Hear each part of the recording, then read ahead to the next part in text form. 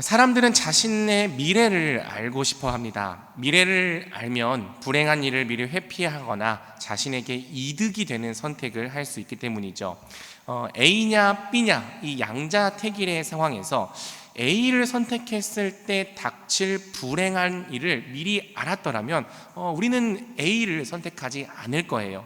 또 B를 선택할 때 맞닥뜨릴 이 행운을 안다면 누구나 다 B를 선택하겠죠.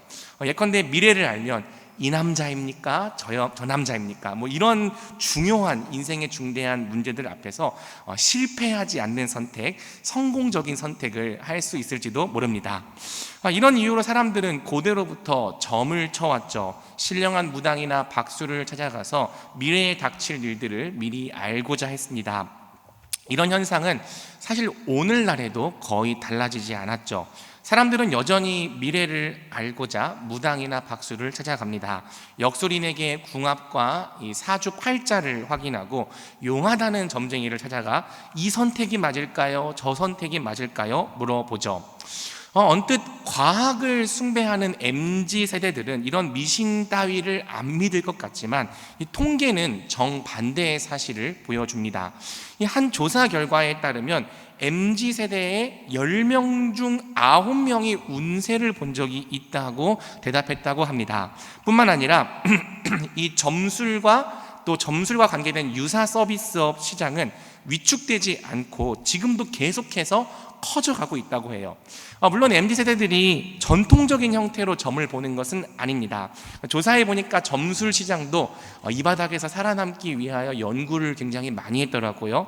우리가 익히 알고 있는 타로점만 이제 젊은이들이 좋아하는 게 아니라 이 코로나 시대에는 온라인상에서 이루어지는 이 언택트 점술 시장이 특히나 커졌다고 해요. 점신이라고 해서 언제든 이 역술인에게 상담을 받을 수 있는 앱도 등장했고요. 까시면 안 됩니다. 또 헬로우봇이라고 해서 이 챗 GPT처럼 AI가 운세를 상담해주는 서비스도 등장했다고 합니다. 아무튼 이러한 사실들이 말해주는 것은 한 가지죠. 사람들은 여전히 자신의 미래를 알고 싶어 한다는 거예요. 그것이 과학적이든 비과학적이든 상관없이 자신의 미래를 아는 것을 통해 어떤 불안감에서 해방되거나 안도감을 얻고 싶어 한다는 것이죠. 우리 기독교인들은 어떻습니까? 모두가 다 그런 것은 아니겠지만 생각보다 많은 기독교인들이 똑같이 자신의 미래를 알고 싶어 합니다. 다만 그 수단이 조금 더 기독교적인 옷을 입었을 뿐이죠. 어떤 사람은 인생의 크고 작은 선택 앞에서 하나님이 음성으로 미래를 알려주면 좋겠다고 말합니다. 헷갈리지 않게 음성으로 말씀해 주신다면 내가 그 선택을 할 텐데 환상을 보여주셨으면 한다고 말하는 사람들도 있죠. 심지어 이 어떤 예언 기도를 해준다는 목사님이나 신령하신 분이 계시면 그 목사님이나 신령한 분을 찾아가 기도를 받고 싶어 하기도 합니다. 왜?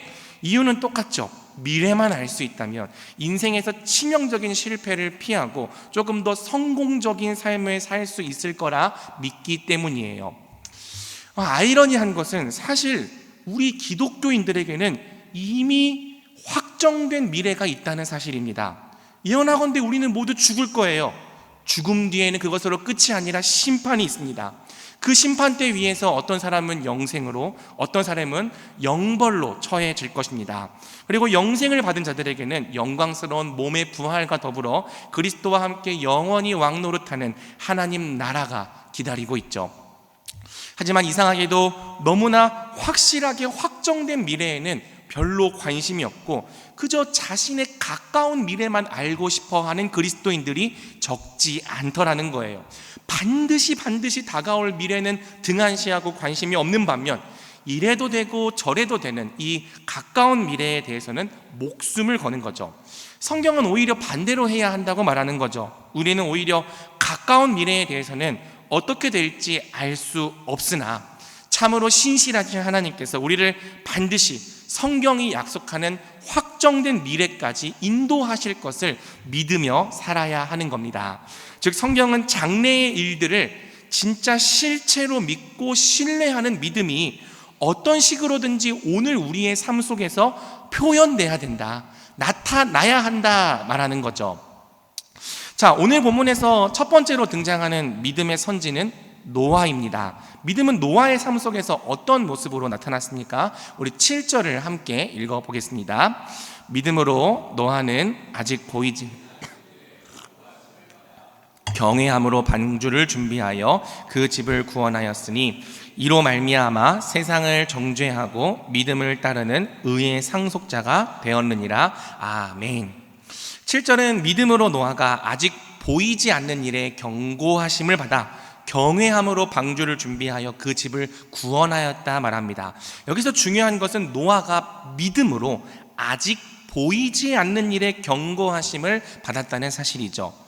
노아가 어떤 경고를 받았습니까? 창세기 6장은 이렇게 기록합니다. 내가 홍수를 땅에 일으켜 무릇 생명의 기운이 있는 모든 육체를 천하에서 멸절하리니 땅에 있는 것들이 다 죽으리라. 노아는 하나님께서 사람들의 포악함으로 말미암아 이 땅을 심판하실 거라는 경고를 받았습니다. 전례 없는 큰 홍수를 일으켜서 생명이 있는 모든 육체를 천하에서 멸절하실 거라는 경고를 받았죠. 하지만 하나님은 노아에게는 구원의 길을 주십니다. 그 구원의 길은 우리가 알다시피 노아 자신과 그의 가족과 땅의 생명들을 보존할 방주를 만드는 것이었죠. 노아가 하나님께서 준행하신 대로 다 행합니다. 말씀하신 대로 다 준행합니다. 노아가 그와 같이 하여 하나님이 자기에게 명하신 대로 다 준행하였더라. 히브리서가 해설하는 것처럼 노아의 믿음은 아직 보이지 않는 일, 곧 하나님께서 이 땅을 심판하실 일에 대하여 미리 경고하심을 받아 방주를 준비하는 믿음, 하나님께서 자기에게 명하신 대로 다 준행하는 믿음이었죠. 히브리서는 바로 이 믿음으로 말미암아 노아가 세상을 정죄하고 믿음을 따르는 의의 상속자가 되었다고 말하는 것입니다. 아니, 노아는 하나님의 확실한 음성을 들었으니까 그렇게 살 수 있었던 거 아닙니까? 이렇게 반문하는 사람도 있을 수 있습니다. 그 말이 아주 틀리지는 않을지도 몰라요. 하지만 우리는 대개 남들이 해낸 일들에 대해서는 조금 더 쉽게 생각하는 경향이 있죠. 저 사람들은 저런 조건이 있었으니까 우리보다는 좀 더 저 일을 쉽게 했을 거라고 생각하는 거예요. 하지만 정말 그럴까요? 믿음을 따라 하나님의 명령대로 사는 길이 노아에게 정말 쉬운 길이었을까요? 많은 학자들이 주석하는 바 이 노아가 경고를 받고 실제 홍수가 나기까지는 무려 120년이라는 시간적 간격이 있었습니다. 바꿔 말하면 하나님께서 이 땅을 심판하겠다 말씀하신 뒤에도 무려 120년 동안은 아무 일도 없었던 거예요. 그 시대의 사람들은 오늘날보다 훨씬 오래 살았던 것을 감안하더라고요. 이 120년이라는 세월은 감당이 안 될 만큼 인간에게 아득한 세월이죠. 10년, 20년 뒤를 준비하는 것도 쉽지 않은 마당에 무려 120년 뒤의 일을 흔들리지 않는 믿음으로 한결같이 준비하는 삶이 정말 쉬웠겠냐는 거예요. 또 다 신뢰할 수는 없는 주장이지만 몇몇 창조 과학자들은 창세기 2장 6절과 당시 사람들의 수명을 근거로 홍수 이전에는 비가 내리지 않았다고 주장합니다. 그 주장이 만약 사실이라면 당시 사람들에게 사실 비라고 하는 것은 보지도 못했던 일, 심지어 존재하지도 않았던 개념입니다. 혹 비가 내렸다 할지라도요, 온 지구가 다 뒤덮일 만큼 큰 홍수가 나는 것은 감히 상상하기가 어려운 일이었죠. 한 번도 본 적이 없는 일이었다는 거예요. 그런데도 정말 아직 보이지 않는 그 일에 경고하심을 받아 평생 방주를, 그것도 마른 땅 위에 건조하며 사는 삶이 정말 쉬운 일이었겠냐는 거죠. 노아는 이 쉽지 않은 일을 한 것입니다. 그냥 행한 정도가 아니라 하나님이 명령하신 모든 일을 빠짐없이 준행했죠. 성경을 자세히 읽어보면요, 노아가 이 120년 동안 단지 방주만 혼자 몰래 지었던 것이 아님을 알 수 있습니다. 베드로후서 2장 5절은 노아가 방주를 짓는 동안 사람들에게 의를 전파했다고 말해요. 그러니까 노아가 사람들에게 알린 거죠. 장차 하나님께서 이 땅을 심판하실 것이다. 그 심판의 때를 대비해야 한다. 회개하고 나와 함께 방주를 짓자. 그러나 사람들은 노아의 말을 듣지도 않고 믿지도 않았습니다. 오히려 마른 하늘 아래에서 방주를 건조하는 노아를 정신병자 취급했죠. 예수님의 말씀처럼 사람들은 노아가 방주에 들어가던 바로 그날까지도 먹고 마시고 장가 들고 시집 가는 일에 바빴습니다. 아무도 장차 임할 심판을 믿지 않고 준비하지 않는 세상에서 노아는 홀로 조롱을 견디며 심판을 준비해야 했죠. 노아는 포기하지 않았습니다. 특히 히브리서의 증언처럼 자기 집 사람들을 구원하기 위하여 부단히 노력했을 거예요. 노아는 자기의 아내와 아들들에게, 또 아들들이 결혼한 후에는 며느리들에게 장차 하나님이 행하실 심판을 가르쳤을 것입니다. 우리는 그 심판의 때를 준비해야 한다. 함께 방주를 짓는 삶을 살아야 한다. 장차 심판의 때가 곧 올 거야. 우리는 그 때를 반드시 대비해야 돼. 가르쳤을 거예요. 그렇지 않다면 노아가 방주에 들어가던 날 그 아내와 아들들과 며느리들이 함께 방주에 들어가지 않았겠죠. 여러분, 같은 상황에서 이 창세기에 나오는 롯의 예비 사위들은 롯이 하는 말을 농담 정도로 여기지 않았습니까? 그렇지만 노아의 가족들은요, 노아가 하는 말을 믿죠. 노아에게 순종하는 거예요. 또 하나님은 노아에게 장차 노아와 생물들이 먹을 양식을 준비하고 저축하라 명령하셨습니다. 양식이 그냥 나오는 게 아니죠. 양식을 준비하려면요, 열심히 농사 짓는 삶을 살아야 하는 거예요. 그러니까 노아가 어떻게 사는 거죠? 열심히 농사 짓는 삶을 살면서 동시에 방주도 함께 짓는 삶을 사는 것입니다. 이처럼 노아의 모든 삶은 장차 다가올 미래, 아직 보이지 않는 그 심판에 맞춰져 있었죠. 모든 초점을 심판에 맞추고 그 심판을 준비하며 살았던 결과 노아가 세상을 정죄하고 믿음을 따르는 의의 상속자가 될 수 있었던 것입니다. 사랑하는 성도 여러분, 성경이 말하는 말은 노아에게 있었던 이 믿음이 오늘 우리에게도 똑같이 있어야 한다는 거예요. 예수님은 노아의 때에 있었던 심판이 장차 예수님께서 다시 오실 때 벌어질 심판의 예표라고 말씀하십니다. 마태복음 24장 37절에서 39절이죠. 노아의 때와 같이 인자의 임함도 그러하리라. 홍수 전에 노아가 방주에 들어가던 날까지 사람들이 먹고 마시고 장가들고 시집가고 있으면서 홍수가 나서 그들을 다 멸하기까지 깨닫지 못하였으니 인자의 임함도 이와 같으리라. 노아의 때에 심판이 있었던 것처럼 예수님께서 다시 오실 때에도 최후의 심판이 있을 것입니다. 그렇다면 노아가 장차 다가올 심판을 준비하며 살았던 것처럼 우리도 아직 보이지 않는 일에 경고하심을 받아 다가올 심판을 준비해야 마땅한 거죠. 한 번 죽는 것이 사람에게 정해진 것이요, 그 후에는 심판이 있음을 믿는 믿음이 반드시 우리의 삶 속에서 어떤 모양으로든지 나타나야 하는 것입니다. 여러분, 한번 심판이 있다고 생각해 보세요. 심판이 있다는 사실을 그냥 머리로 대충 그럴 거야 그렇게 아는 게 아니라 우리의 영혼이 벌벌 떨릴 정도로, 그리고 정말 우리 세계에 반드시 벌어질 실체로 우리에게 믿어진다고 생각해 보십시오. 그렇다면요, 우리는 심판에 이르게 되는 죄들을 절대로 예전과 같이 사랑할 수 없을 것입니다. 더 이상 아무 거리낌 없이 방탕하게 죄를 범하며 살 수 없을 거예요. 대신에 우리는요, 우리를 심판에 이르게 하는 죄들을 미워하고 슬퍼하게 될 것입니다. 어떻게든지 그 죄로부터 돌이키고 벗어나고자 할 거예요. 이와 같은 이유로 심판이 있음을 정말 믿는 사람은 예전처럼 죄 안에 즐겁게 거할 수가 없는 거죠. 도리어 모든 범죄를 두려워하게 됩니다. 또 여러분, 심판이 있음을 안다면요, 우리는 우리를 구원할 방주를 찾게 될 거예요. 왜냐하면요, 아무리 우리가 죄에서 벗어나려고 해도 우리 힘으로는 그 죄의 이 권세를, 굴레를 벗어날 수가 없거든요. 또 우리의 어떤 선행이나 종교적인 열심으로는 우리 자신을 구원할 수 없음을 깨닫게 될 거거든요. 우리는 우리의 자격과 우리의 공로로 심판을 피할 수 없습니다. 그렇다면요, 우리는 반드시 성경이 증언하는 바 그리스도께로 피하게 될 것입니다. 내가 가진 구원의 방법을 모두 포기하게 될 거예요. 하나님이 마련하신 유일한 방주 예수 그리스도를 우리의 구주로 붙잡게 될 것입니다. 사실 이 노아의 방주가 상징하는 것도 예수님이었습니다. 우리는 오직 예수님 안에서만 하나님의 공의로운 심판을 피할 수 있는 거죠.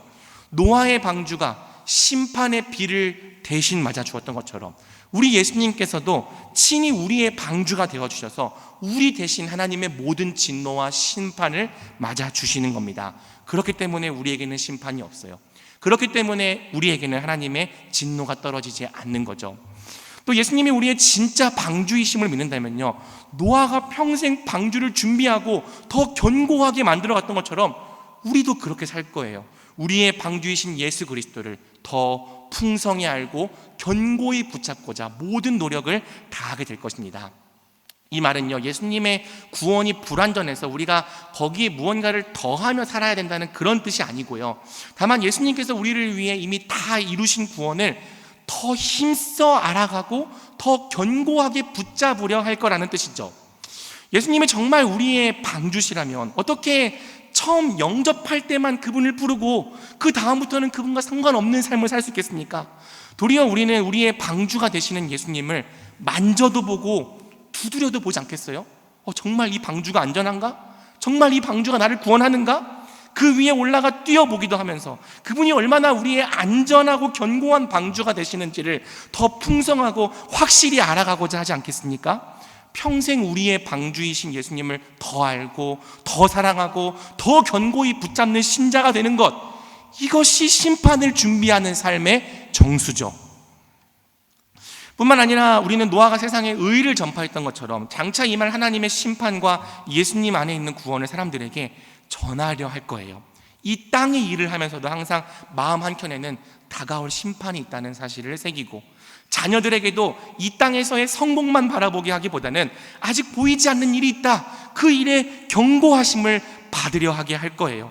우리 자녀들도 방주를 준비하게 할 거고요, 주 안에서 같은 소망을 가진 형제 자매들을 사랑으로 우리가 돌보게 될 것입니다.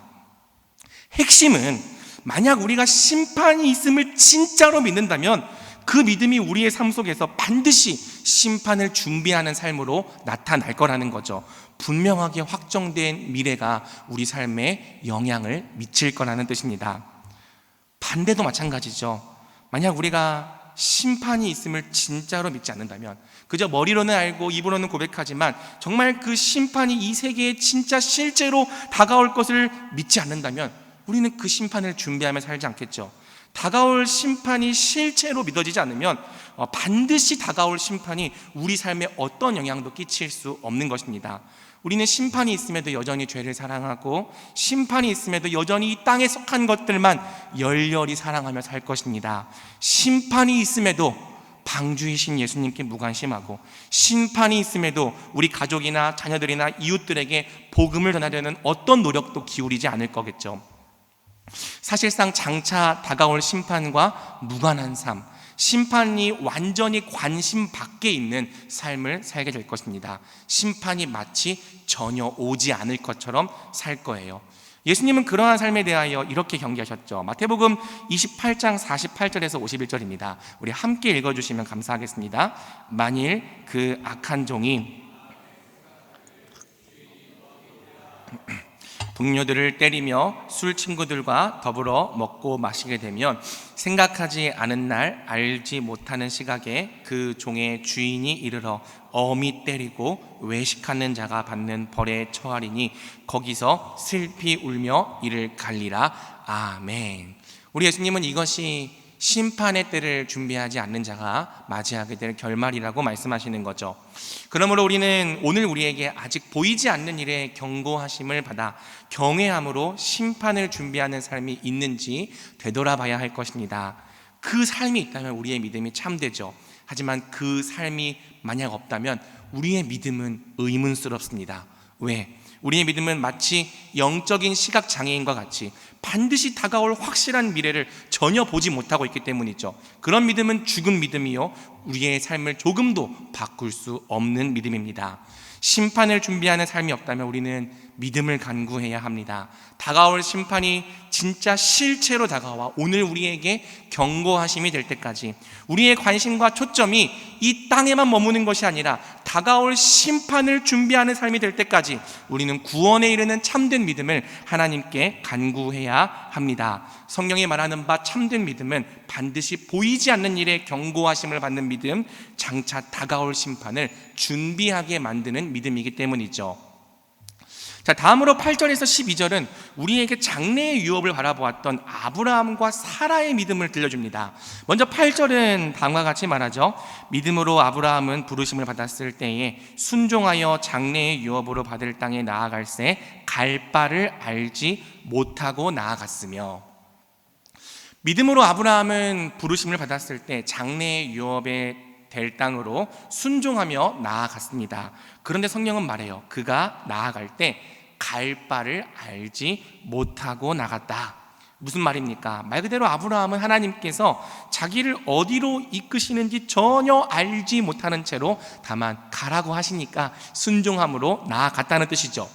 갈 바를 알지 못하는데 어떻게 나아갈 수 있었던 걸까요? 여러분, 여기서 하나님의 인도를 신뢰하는 아주 중요한 원리가 나오죠.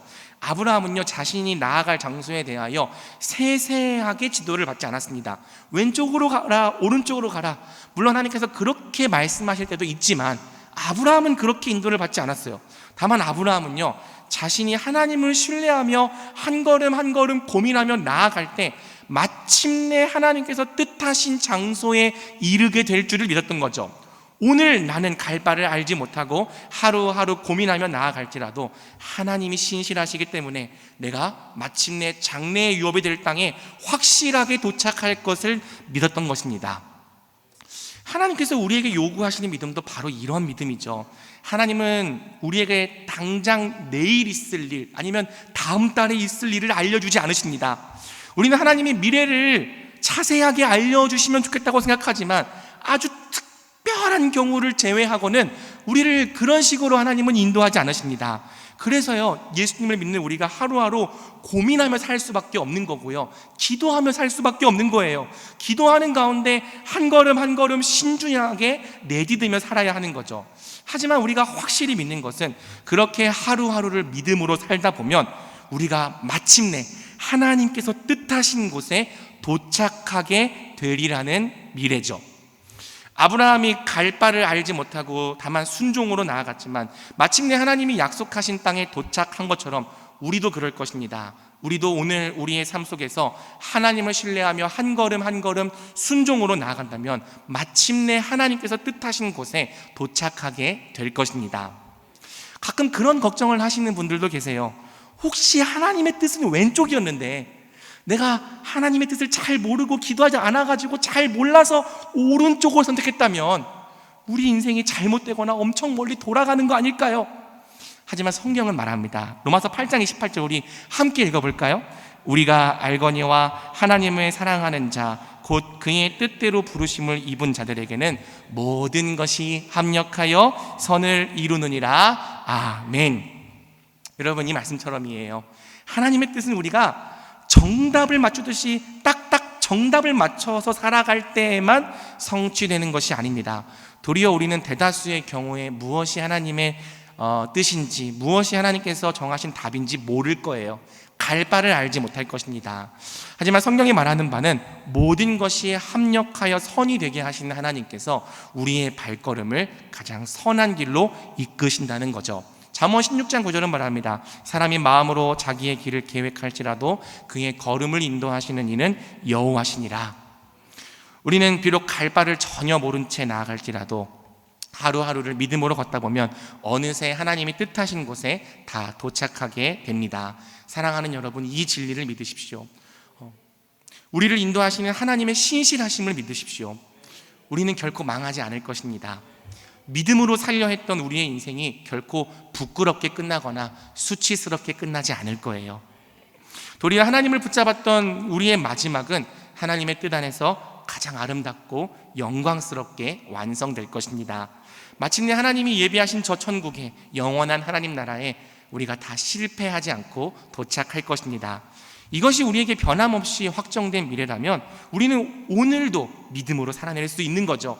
비록 앞이 잘 보이지 않을지라도 버티고 견디며 인내할 수 있는 겁니다. 왜? 비록 오늘 우리는 여전히 갈 바를 알지 못할지라도 신실하신 하나님께서 우리를 마침내 장래의 유업으로 완전하게 이끄실 줄을 믿기 때문이죠. 하나님은 우리가 바로 이 믿음으로 오늘 우리의 자리에서 하나님께 순종하기를 원하십니다. 이어서 9절에서 10절은 아브라함에게 있었던 믿음을 다음과 같이 말합니다. 우리 9절과 10절을 같이 읽어보겠습니다. 믿음으로 그가 동일한 약속을 유업으로 함께 받은 이삭 및 야곱과 더불어 장막에 거하였으니 이는 그가 하나님이 계획하시고 지으실 터가 있는 성을 바랐습니다. 여러분, 이 말씀과 관련해서 창세기 본문을 읽으면요, 굉장히 당황스러운 내용이 있습니다. 그것은 하나님께서 아브라함을 인도하신 땅에 이미 거주자들이 있었다는 사실이죠. 그 땅은요, 주인이 있는 땅이었어요. 하나님은 아브라함에게 이미 주인이 있는 땅을 보여주시면서 내가 이 땅을 네 자손에게 주리라 말씀하신 거죠. 그래서 여러분, 그때부터 아브라함이 어떻게 삽니까? 평생을 가나안 땅에서 이방인과 나그네로 살아갑니다. 그가 평생 가나안 땅에서 자기 소유로 얻은 땅이라고는 장지로 쓰려고 매입한 땅 막벨라 굴 외에는 없었어요. 그러나 본문의 증언처럼 아브라함은 장차 하나님께서 자기 자손들에게 주실 장래의 유업을 믿음으로 바라보았죠. 그 유업은 1차적으로는 물론 가나안 땅이었지만 더 너머에는 궁극적으로 하나님께서 주실 영원한 하나님 나라가 있었던 거예요. 히브리서의 증언처럼 아브라함은 내가 이 땅을 나와 네 자손에게 영원히 주겠다 말씀하신 하나님의 약속을 믿음으로써 장차 하나님이 계획하시고 지으실 터가 있는 성, 즉 하늘의 예루살렘을 바라본 거죠. 11절은 사라에게 있었던 믿음을 이렇게 설명합니다. 믿음으로 사라 자신도 나이가 많아 단산하였으나 잉태할 수 있는 힘을 얻었으니 이는 약속하신 일을 미쁘신 줄 알았습니다. 사라는 나이가 많아 단산하였음에도 불구하고 아브라함에게로 들어가 잉태할 수 있는 힘을 얻었습니다. 여기서 힘을 얻었다는 것은요, 조금 야한 단어입니다. 관계를 통해 남성의 씨를 얻었다는 거예요. 90세가 넘은 할머니가 내년 이맘때 네게 아들이 있으리라는 말을 듣고 자기 남편에게로 용기를 내어 들어간 것입니다. 물론 이 창세기 본문을 보면 사라가 처음부터 확고한 믿음을 가진 것은 아니었죠. 천사가 사라의 임신을 예언했을 때 사라가 그 말을 비웃지 않았습니까? 하지만 사라가 뉘우쳤죠. 그리고 아브라함과 자신을 통해 하나님의 백성이 하늘의 별과 같이 번성할 거라는 그 약속을 사라는 믿은 겁니다. 그 믿음으로 사라는 아직 보이지 않는 일, 그러나 하나님께서 반드시 이루실 일들을 바라보면서 아브라함에게로 용기 있게 들어간 거죠. 90세 할머니가 100세 할아버지에게 힘있게 용기 있게 들어간 겁니다. 그 결과 12절은 죽은 자와 같았던 한 사람으로 말미암아 하나님의 백성들이 하늘의 별과 같이 번성하게 되었다 말하죠. 이러므로 죽은 자와 같은 한 사람으로 말미암아 하늘의 허다한 별과 또 해변의 무수한 모래와 같이 많은 후손이 생육하였느니라. 아멘. 재미있는 것은 사라 자신은 사실 생전에 하늘의 별과 같은 후손은커녕 이삭 한 명밖에 보지 못했다는 사실이에요. 그녀가 평생에 걸쳐 낳은 자식은 겨우 이삭 하나뿐이었습니다. 하지만 사라는 이삭을 통해 장차 하나님이 이루실 약속의 성취를 믿음으로 바라본 거죠. 약속된 것을 아직 받지는 못했지만 신실하신 하나님께서 마침내 자신들의 후손을 하늘의 별과 같이 생육하게 하실 것을 믿음으로 바라본 거예요. 자, 그러므로 13절에서 14절은 이 아브라함과 사라에게 공통적으로 있었던 믿음의 특징을 다음과 같이 정리해 주는 거죠. 우리 13절과 14절을 함께 읽어보겠습니다. 이 사람들은 다 믿음을 따라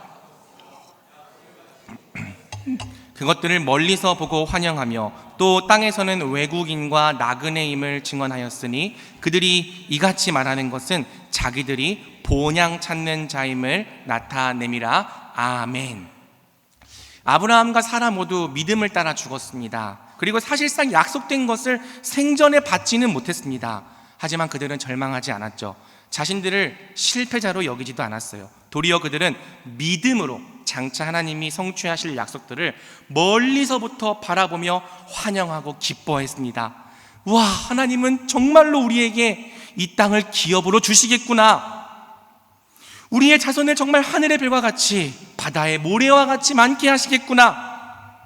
생전에 그들이 얻은 땅은 겨우 막벨라 굴 하나밖에 없었음에도, 생전에 그들이 낳은 아들은 겨우 이삭 하나밖에 없었음에도 그들은 믿음으로 장차 하나님이 이루실 일들을 바라보고 바로 그 장래의 유업을 위해 살았습니다. 본문은 그런 그들의 모습이 마치 본향을 찾고 있는 외국인과 나그네 같았다고 말하는 거죠. 그리고 그 본향은요, 놀랍게도 본향인데 한 번도 가본 적이 없는 본향이었습니다. 15절에서 16절이 말하는 거죠. 그들이 나온 바 본향을 생각하였다라면 돌아갈 기회가 있었으려니와 그들이 이제는 더 나은 본향을 사모하니 곧 하늘에 있는 것이라. 만약 그들이 찾는 본향이 나온 바 본향, 갈대아 우르였다면요, 돌아갈 기회는 얼마든지 있었죠. 하지만 그들은 자신들이 나왔던 본향보다 장차 하나님이 주실 새로운 본향, 더 나은 본향을 사모한 거예요. 그 본향은 나중에 성경을 통해 밝혀지는 바 이 땅에 속한 나라가 아니라 하나님이 통치하시는 하나님의 나라였죠. 그들은 그 본향을 본 적도 없고 경험해 본 적도 없지만 멀리서부터 믿음으로 바라보고 환영했습니다. 장차 하나님께서 주실 영원한 기업 위에 하늘의 별과 같은 그들의 자손들로 세워질 나라, 바로 그 영원한 하나님 나라를 그들의 진짜 본향으로 여기며 살았다고요. 그래서 여러분, 그 땅에서 나그네와 이방인처럼 산 거죠. 항상 돌아가야 될 본향이 있는 사람처럼 산 것입니다. 이 땅에 마치 영원히 살 것처럼 이 땅에 궁궐 같은 집을 짓지 아니하고 나그네와 이방인처럼 거류하는 것으로 그들이 본향을 찾고 있는 자들임을 온 세상 앞에 증언한 거죠. 사랑하는 여러분, 성경이 말하는 바는 아브라함과 사라에게 있었던 이 믿음이 그들에게만 있는 것이 아니라 오늘 우리에게도 똑같이 있어야 한다는 사실입니다. 성경이 말하는 바 이제 우리의 시민권도 이 땅이 아니라 저 하늘에 있게 되었죠. 빌립보서 3장 20절입니다. 그러나 우리의 시민권은 하늘에 있는지라 거기로부터 구원하는 자 곧 주 예수 그리스도를 기다리노니. 그렇다면요, 이제 우리의 진짜 본향은 이 땅이 아니라 저 하늘입니다. 우리가 영원히 거주할 곳도 이 땅이 아니라 저 하늘입니다. 이 진리를 우리가 그저 머리로 대강 아는 것이 아니라 우리 세계의 진정한 실체와 우리의 참된 정체성으로 믿는다면 우리는 반드시 이 땅에서 아브라함과 사라처럼 본향을 찾는 자로 살게 되어 있다고요. 물론 우리 기독교는 이 땅에서의 삶을 등한시하지 않아요. 도리어 우리 기독교는 이 땅에서의 삶을 중요하게 여깁니다. 우리는 이 땅에서 잘 살아야 합니다. 부자가 되어야 한다는 뜻이 아니라 하나님께서 옳게 여기시는 삶을 살고자 최선을 다해야 한다는 뜻이에요. 하지만 여러분, 어떤 경우에도 우리 기독교의 궁극적인 소망은 이 땅에 있지 않습니다. 한 번도 그런 적이 없었어요. 우리 기독교의 궁극적인 소망은 항상 우리 주 예수 그리스도께서 다시 오셔서 우리에게 주실 영원한 하나님 나라에 있는 거죠. 성경이 말하는 바 참된 믿음은 바로 그 나라를 소망하는 믿음입니다. 바로 그 나라를 오늘 우리의 자리에서부터 멀리서부터 바라보고 환영하고 기뻐하며 그 나라를 위해 살게 만드는 믿음입니다. 찬양도 있잖아요. 죄 많은 이 세상은 내 집 아니네. 내 모든 보화는 저 하늘에 있네. 저 천국 문을 열고 나를 부르네. 나는 이 세상에 정들 수 없도다. 하나님은 우리가 바로 이 믿음으로 이 땅에서 본향을 찾는 자로 나그네와 이방인처럼 살아가기를 원하시는 겁니다. 그러므로 사랑하는 여러분, 오늘 우리에게는 장차 하나님께서 주실 저 장래의 유업을, 저 하늘에 있는 진짜 본향을 바라보는 믿음이 있습니까? 예수님께서 주실 저 완성될 하나님 나라가 오늘 우리의 삶 속에 정말 기쁨과 소망을 주고 있습니까? 그래서 그 믿음이 저 나라를 멀리서부터 바라보고 환영하며 오늘 우리로 하여금 하늘에 있는 진짜 본향을 찾는 자로 살아가게 만들고 있습니까? 여러분, 이 믿음이 없다면요, 우리는요 반드시 이 세상만을 전부로 여기며 살게 될 거예요. 우리가 바라고 소망하는 것들이 전부 눈에 보이는 것들, 이 세상에 속한 것들 뿐이게 될 것입니다.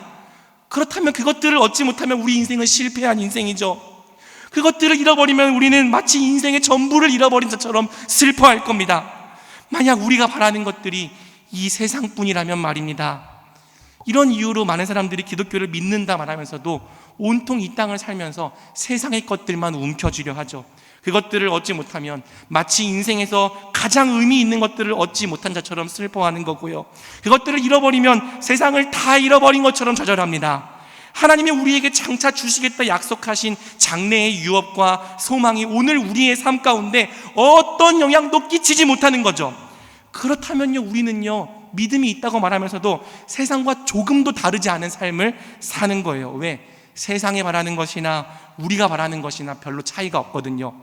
이런 이유로 장래의 유업을 진짜 실체로 바라보지 못하는 믿음은 우리의 삶을 이 세상과 구별되게 만들 수 없는 것입니다. 하지만 장차 하나님께서 주실 장래의 유업이 진짜 실체로 우리에게 발견된다면요, 우리의 삶은요 반드시 바뀔 거예요. 바뀌지 않을 수가 없을 거예요. 예수님께서 말씀하지 않으셨습니까? 마태복음 13장 44절이죠.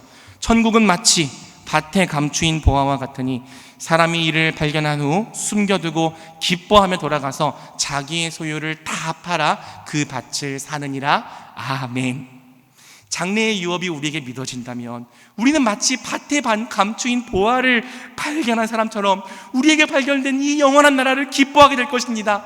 이야, 앞으로 이런 세상이 우리에게 주어진다니, 장차 우리에게 주어질 저 영광의 나라를 오늘 우리의 삶 속에서부터 바라보고 환영하며 살게 될 거라고요.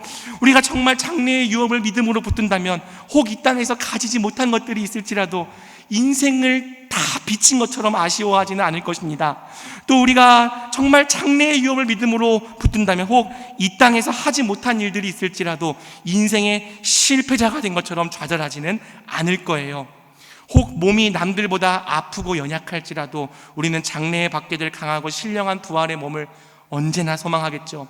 혹 우리가 이 땅에서 남들보다 더 많이 울고 고통을 당했을지라도 장차 우리 하나님께서 주실 참된 위로와 영원한 안식을 우리는 기대할 것입니다. 우리는 그리스도와 함께 영원히 왕노릇할 영광의 때를 바라보면서 심지어 오늘 그리스도와 함께 고난받는 삶도 기꺼이 선택하겠죠. 돈을 쓰는 방법도 달라질 거예요. 장래의 유업을 바라본다면 이 땅에 썩어질 것들 뿐 아니라 영원히 썩지 않을 것들을 위해서도 우리는 기꺼이 투자하게 될 것입니다. 시간을 쓰는 방법도 달라지겠죠. 우리는 잠시 이 땅에서 누리는 죄악의 낙을 기뻐하기보다는 하나님을 더 알아가고 형제 자매들을 사랑하고 돌보는 일에 시간을 존귀하게 사용할 것입니다. 뿐만 아니라 장차 임할 하나님 나라를 확장하고 전파하는 일에도 우리의 삶과 시간을 아낌없이 드리겠죠. 이런 이유에서 믿음으로 장래의 유업을 정말 바라보는 사람은 그것을 보지 못하는 자들과 절대로 똑같이 살 수 없는 겁니다.